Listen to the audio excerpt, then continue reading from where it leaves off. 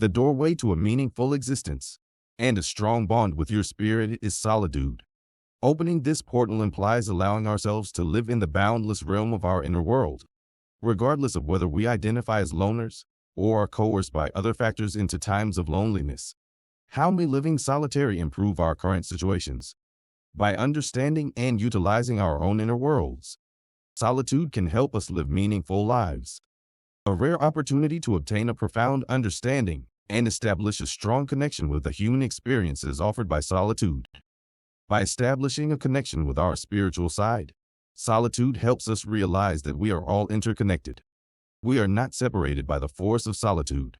It binds us together for our ultimate goal. Furthermore, it has the capacity to reawaken everyone's latent artistic creativity. We'll explore the benefits of solitude in this video, including how it may help us connect with our inner selves, foster our spirituality, release our creativity, and, most importantly, forge a closer bond with our souls. Are solitude and loneliness really the same thing? When considering how the two differ from one another, this subject frequently comes up. Although they may initially appear to be similar, solitude and loneliness are actually very distinct. In contrast to loneliness, which occurs when you feel alone and unconnected, even when you are surrounded by people, solitude is the conscious decision to spend time by yourself. A delightful feeling of calm, quiet, lightness, strength, and vitality. Solitude promotes openness, freedom, sincerity, and stronger bonds with others. You might feel more independent and free when you have the solitude you need to pursue and accomplish your objectives. Reduced inhibitions and greater freedom to selective activities are hallmarks of solitariness. Humans have an obsessive need for self-discovery and fulfillment. Today's culture is centered on accomplishing and witnessing the fruits of our labor and actions. It is a technical achievement-oriented, success-driven mentality. Although these successes put a barrier around our ego while maintaining our self-esteem, we are never pleased with ourselves and keep searching at a furious and fast pace. For what reason?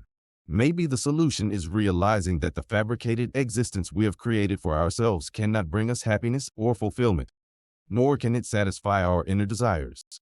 This is not to say that everyone should give up on their accomplishments and success. Instead, we should realize that our inner selves are the real sources of fulfillment and happiness, not the outside world. For some, the idea of being alone is disturbing and undesired. But for others, solitude or being alone has a certain enigmatic and unknown character that makes it alluring.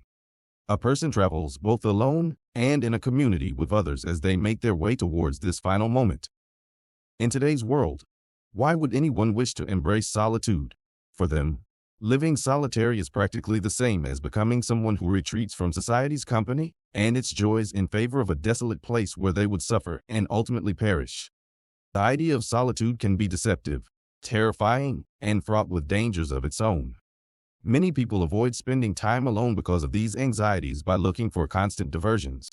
Thomas Merton says, "Every man is a solitary person held firmly by the inexorable limitations of his own loneliness." Death makes this very clear, for when a man dies, he dies alone. In order to plan your next moves and to think clearly and peacefully about the things that are important to you, you need solitude. One might better understand themselves and reestablish a connection with their own ideals and aspirations through solitude, and even in situations where I'm surrounded by people. This enables me to make better decisions about the course of my own interests and objectives. I therefore make it a point to spend a few hours alone each day. It provides me with the chance to consider my life and my goals for the future. I sometimes need to isolate myself from social interactions for weeks in order to process information and come to the best decisions for myself and the people I care about. This prolonged time alone helps me clarify and make critical decisions by helping me align my actions with my long-term objectives, values, and priorities. Distractions must go from me so that I can concentrate on my inner thoughts. Practicing solitude can be a rewarding and enriching experience that allows you to reflect, recharge, and connect with yourself. Here are some suggestions on how to practice solitude. Create a solitude space. Designate a specific space in your home or a favorite spot outdoors where you can be alone. Ensure it's comfortable and free from distractions. Set aside dedicated time. Schedule regular periods of solitude. It could be a few minutes each day or longer blocks of time, like an entire morning or afternoon, depending on your schedule. Disconnect from technology. Minimize distractions by disconnecting from phones, social media, and other electronic devices.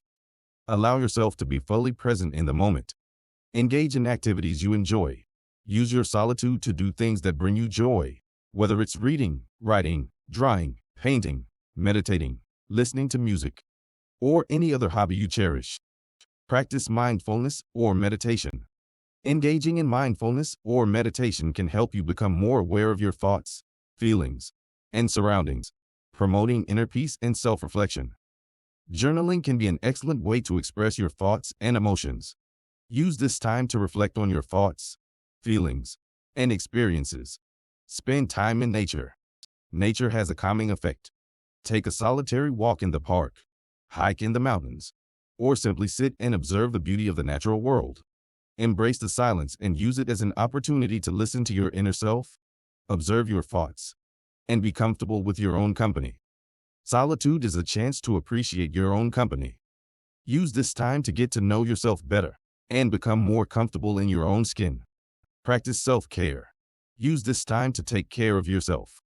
This can be through physical exercise or simply relaxing and doing things that make you feel good.